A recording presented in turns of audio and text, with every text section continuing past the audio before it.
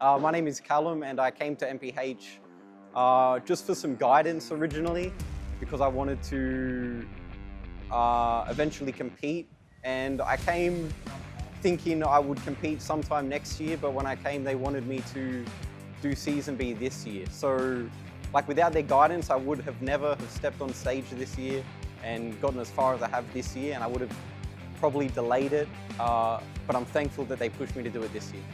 Since I started, I've improved my overall physical health, my body composition. When I started, I pinched at 17% body fat, and now on today's pinch, we pinched at around 4%. I've made friendships at MPH.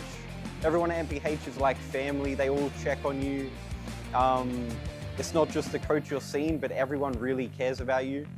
I've achieved the confidence to step on stage, step out of my comfort zone, and just confidence in myself. I'd recommend MPH to virtually anyone who wants to improve their health. They have different coaches.